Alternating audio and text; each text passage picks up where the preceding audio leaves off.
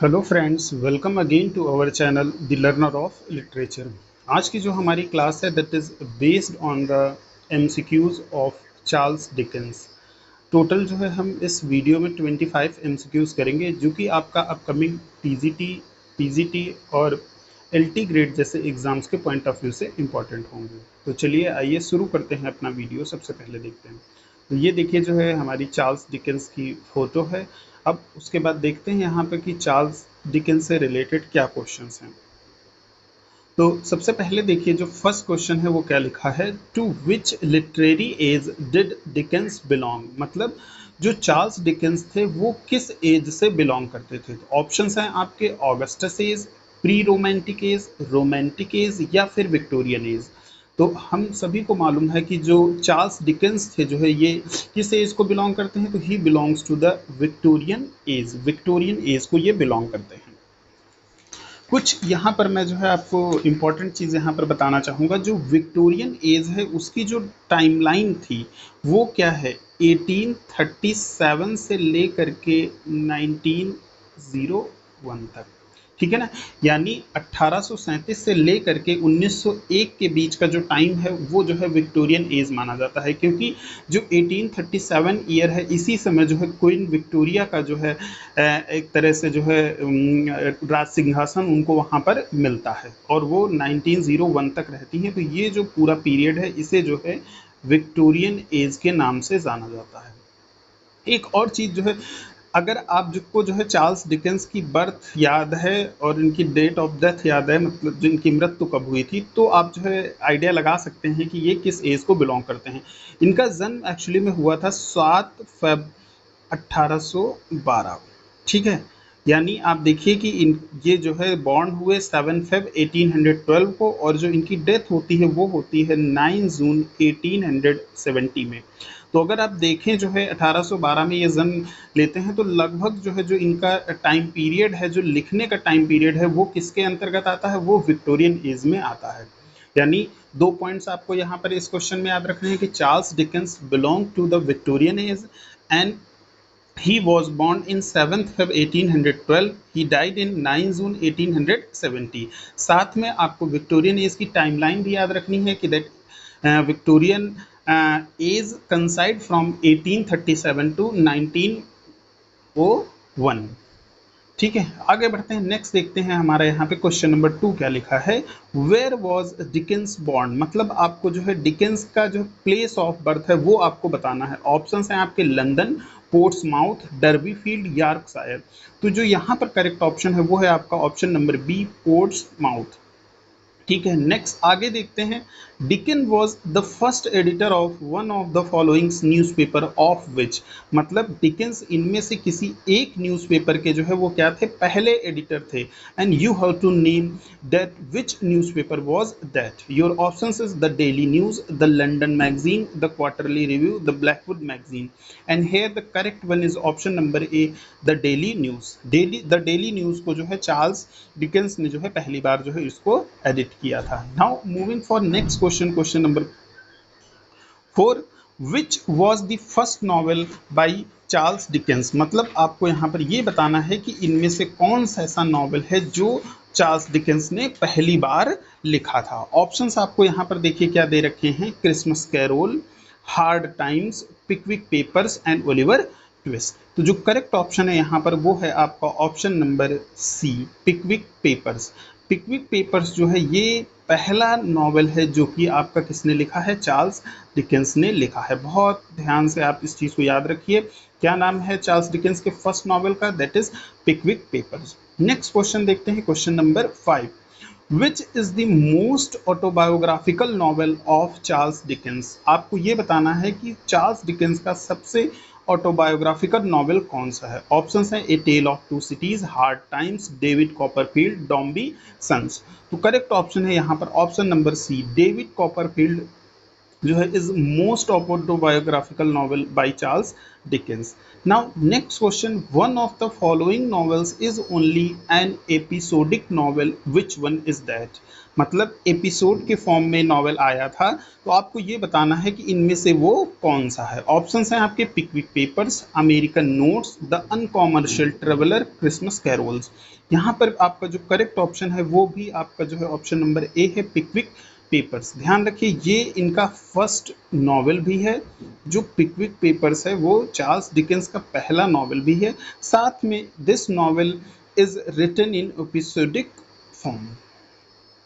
ठीक है, आगे देखते हैं नेक्स्ट हमारा क्वेश्चन, क्वेश्चन नंबर 7। देखिए क्या लिखा है, Dickens treat with the theme of the law's delay in. मतलब डिकेंस का कौन सा ऐसा नॉवेल है जिसमें उन्हें जो है जो द लॉज डिले, जो मतलब जुडिशरी में जो है जो डिले होता है उसके बारे में जो है उन्होंने जो है उस थीम को जो है लिया है। तो ऑप्शंस यहाँ पर क्या है, Hard Times, Oliver Twist, Little Dorrit and Nicholas Nickleby. तो करेक्ट ऑप्शन है यहाँ पर 7 में, that one is C, Little Dorrit. जो लिटिल डोरेट नॉवेल है ये जो है द लॉज डिलेज की थीम पर जो है आधारित है।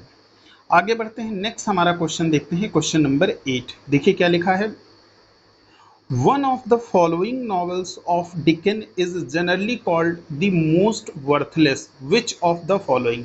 मतलब इनमें से एक कौन सा नॉवेल है जिसे जो है सबसे वर्थलेस कहा जाता है, बिल्कुल बेकार या मीनिंगलेस कहा जाता है, वो कौन सा है? फ्रेज देख लीजिए क्या यूज हो रही, the most worthless novel of Charles Dickens. Your options is American Notes, Hard Times, the Child's History of England and Little Dorrit. तो जो करेक्ट ऑप्शन है यहाँ पे वो है आपका option number C, the child history of England. इसको जो है most worthless novel of Charles Dickens consider किया जाता है।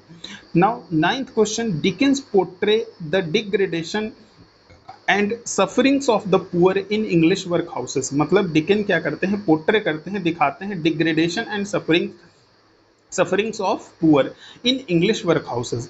In which novel does he do so? मतलब अपने किस नॉवल में वो इंग्लिश वर्क हाउसेस में जो गरीब लोग काम कर रहे होते हैं उनकी सफरिंग्स और डिग्रेडेशन को दिखाते हैं। ऑप्शंस हैं आपका, Oliver Twist, Great Expectation, Little Dorrit and David Copperfield.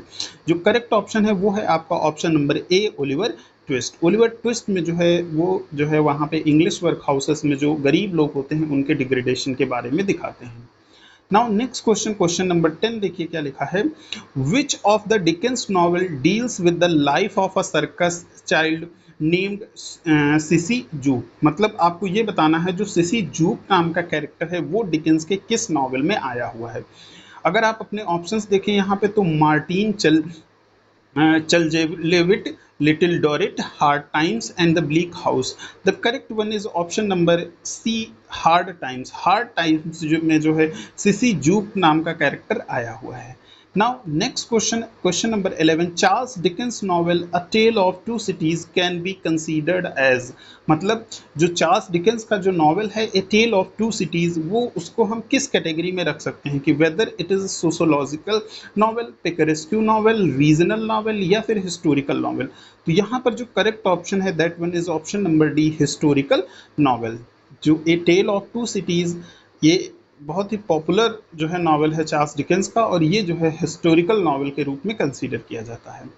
Now next question, ये क्वेश्चन तो टीजीटी में पहले पूछा भी जा चुका है। देखिए क्या लिखा है, which are the two cities dwelt with in Dickens novel a tell of two cities.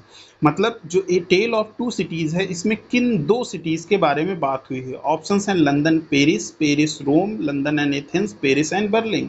तो जो करेक्ट ऑप्शन है वो सभी को मालूम है, option number A, London and Paris. मतलब जो ये दो सिटीज़ हैं वो कौन कौन सी हैं, एक तो है लंदन और दूसरी है पेरिस। जो novel a tell of to cities में दो सिटीज़ के बारे में जो बात हो रही है वो पहली है लंदन और दूसरी है पेरिस। ठीक है, आगे बढ़ते हैं, नेक्स्ट देखते हैं क्वेश्चन नंबर आपका 13 क्या लिखा हुआ है, Dickens novel a tell of to Cities shows an influence of Carlyle's. मतलब जो नॉवेल है a tell of to Cities, ये जो है थॉमस कार्लाइल के किस उससे जो है प्रभावित है या उस पर उसका इन्फ्लुएंस है। ऑप्शंस हैं French Revolution, the life of Schiller, Sartor Resartus, Italian Revolution. तो करेक्ट ऑप्शन है ये है आपका option number A, French Revolution. अब आपको जो है मैं यहाँ पे एक होमवर्क भी देना चाहूँगा, कमेंट में आप कमेंट करके बताइए कि जो फ्रेंच रेवोल्यूशन है वो कब हुई थी। ईयर ऑफ फ्रेंच रेवोल्यूशन आपको बताना है, ठीक है ना। ये एक हिस्टोरिकल इवेंट है, साथ साथ में जो है कार्लाइल की एक बुक का भी नाम है French revolution. Now, next question, question number 14.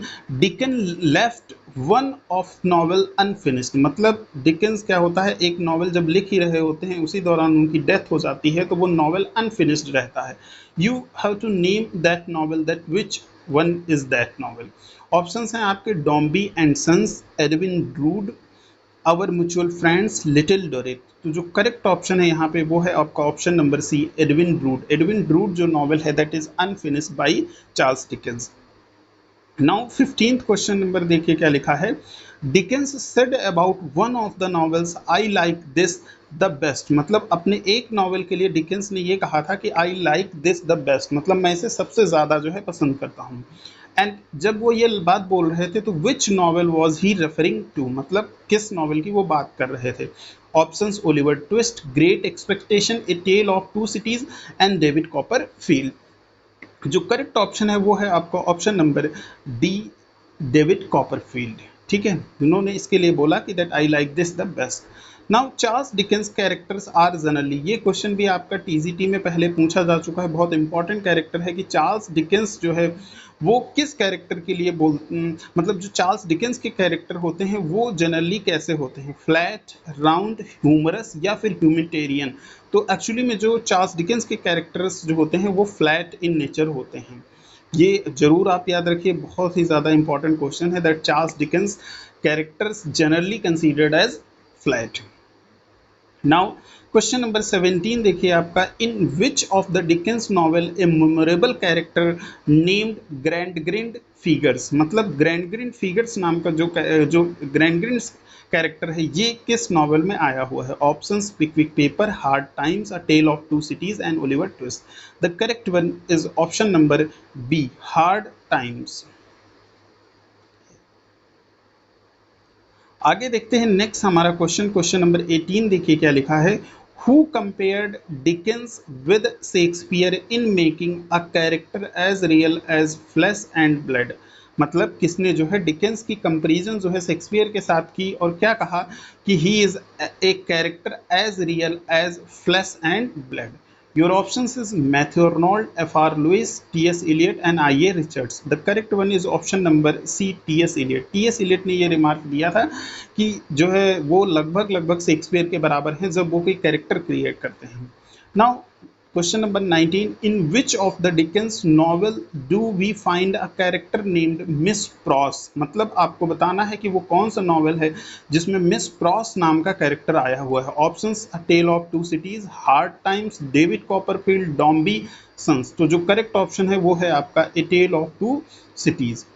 Next question, question number 20 देखिए क्या लिखा है। Anthony Trollope satirises Dickens in the character of. मतलब एक उन्हीं के समय के एक ऑथर थे जिनका नाम है एंथोनी थ्रोलोपी। इन्होंने सेटायर किया था डिकेंस के ऊपर और आपको बताना है कि वो कैरेक्टर कौन सा है। ऑप्शंस हैं, mister Popular Sentiment, doctor Pessimist Anticant, mister Chanting Hardwood, doctor Charles Reformer. तो जो करेक्ट ऑप्शन है 20 में that one is option number A, mister Popular Sentiment. Now question number 21, which of the following novels is not written by Dickens. मतलब आपको ये बताना है कि इनमें से कौन सा नॉवेल जो है वो चार्ल्स डिकेंस ने नहीं लिखा है। तो ध्यान से देखिए, हार्ड टाइम्स चार्ल्स डिकेंस ने लिखा है, आवर म्यूचुअल फ्रेंड्स ये भी जो है चार्ल्स डिकेंस ने लिखा है, एंड लिटिल डोरेट ये भी लिखा है। यानी यहाँ पर जो करेक्ट ऑप्शन होगा वो होगा आपका वैनिटी फेयर। ये किसने लिखा है, इसको लिखा है विलियम मेकपीस थैकरे ने, विलियम मेकपीस थैकरे। याद रखिए, वैनिटी फेयर इनका एक बहुत ही फेमस जो है नॉवेल है। बाकी के ये तीनों नॉवेल्स किसने लिखे, डिकेंस ने। कभी भी कोई क्वेश्चन आप पढ़िए तो उसे प्रॉपर पढ़िए। यहाँ पर देखिए जो है नॉट वर्ड आया हुआ है, इस तरह से कई बार जो है जो एग्जामिनर होता है वो हमें जो है भरमाने की कोशिश करता है। तो क्वेश्चंस को बहुत प्रॉपरली आपको रीड करना है। नाउ क्वेश्चन नंबर 22 देखिए क्या लिखा है। The great humorist of the world can be counted on the fingers of a hand and Dickens is of that choice company who says this. मतलब जो ये रिमार्क है ये चार्ल्स डिकेंस के लिए किसने बोला है। ऑप्शंस यहाँ पर आपको हैं W.H. Hudson, Saintsbury, George Sampson and T.S. Eliot. जो करेक्ट ऑप्शन है 22 में वो है आपका option number C, George Sampson. George Sampson ने बोला है कि जो ग्रेट ह्यूमरिस्ट होते हैं of the world can be counted on the fingers, उनको जो है फिंगर्स पे हम काउंट कर सकते हैं, और जो डिकेंस हैं is that choice company. Now next question 23rd देखिए क्या लिखा है, who has written the best biography of Charles Dickens. मतलब चार्ल्स डिकेंस की सबसे अच्छी बायोग्राफी किसने लिखी है। तो ये सारी की सारी बायोग्राफी हैं जो चार्ल्स डिकेंस के लिए लिखी गई हैं। इसमें एडगर जॉनसन की Charles Dickens, his tragedy and triumph, John Forster's की the life of Dickens, Arthur A Adrian की डिकेंस सर्कल, जेबी प्रिस्टले की चार्ल्स डिकेंस। तो जो करेक्ट ऑप्शन है वो है ए। माना जाता है कि जो एडगर जॉनसन ने जो बायोग्राफी लिखी है that one is the best biography of Charles Dickens.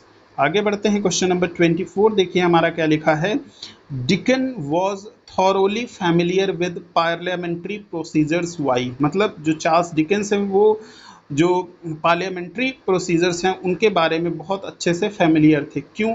Options हैं यहाँ पर आपके, his father was a member of parliament, मतलब क्योंकि उनके पिताजी मेंबर ऑफ पार्लियामेंट थे, या फिर as a newspaper reporter he was allowed to enter the House of Commons. मतलब एज अ रिपोर्टर उनको जो है हाउस ऑफ कॉमन्स में जाने की अनुमति थी। He was the editor of a newspaper called Daily News and some of his friends were parliamentarian. तो जो करेक्ट ऑप्शन है वो है option number B, as a newspaper reporter he was allowed to enter the House of Commons. क्योंकि इनको जो है newspaper reporter के रूप में हाउस ऑफ कॉमन्स में जाने की अनुमति थी, इसीलिए जो है चार्ल्स डिकेंस जो पार्लियामेंट्री प्रोसीजर्स थे उनसे बहुत अच्छे से वो क्या थे, अवेयर थे। अब आगे देखते हैं यहाँ पर जो है कुछ और चीज़ है कि लास्ट क्वेश्चन हमारा आज के इस वीडियो का क्या है, 25th, his novels belong entirely to the humanitarian movement of the Victorian era. मतलब उनके जो नॉवेल्स हैं वो पूरी तरह से ह्यूमैनिटेरियन मूवमेंट को बिलोंग करते हैं, किसके, विक्टोरियन एरा के। हु होल्ड्स दिस व्यू, जो चार्ल्स डिकेंस हैं उनके बारे में ये व्यू किसका था। तो ऑप्शंस हैं यहाँ पे, W.H. Hudson, I.A. Richards, F.R. Lewis, George Samson. जो करेक्ट है वो है आपका ऑप्शन नंबर ए, W.H. हडसन। तो ये हमारे टोटल जो है 25 MCQs थे।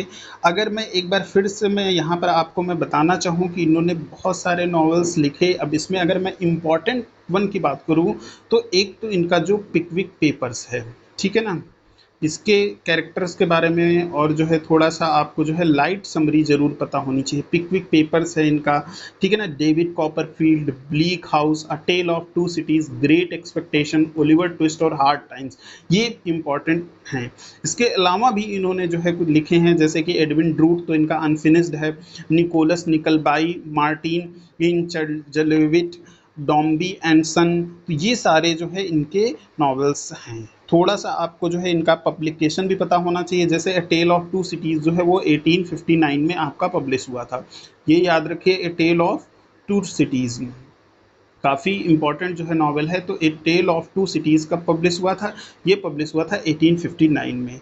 तो लिटरेचर से रिलेटेड जो कंटेंट है, लिटरेचर एंड ग्रामर, अभी मैं ग्रामर की थोड़ी क्लासेस कम ले रहा हूँ, बट जो है मैं ग्रामर भी यहाँ पर कवर करूँगा, ग्रामर का पोर्शन। और अगर आप जो है TGT PGT से रिलेटेड जो है कंटेंट आपको चाहिए तो मैं बहुत कम समय में जो है आपको जो है ये जो इम्पोर्टेंट क्वेश्चंस होते हैं वो मैं देने की कोशिश करता हूँ। तो आप जो है हमारे चैनल के साथ जुड़िए, और जो है जो अगर आपको किसी स्पेशल राइटर के बारे में कोई वीडियो चाहिए तो देन उसको कमेंट बॉक्स में कमेंट करके बताइए, I will try to make the video on that writer. तो चलिए अभी आज के इस वीडियो को यहीं पर एंड करते हैं, मिलते हैं आपसे नेक्स्ट वीडियो में। Thanks for your time.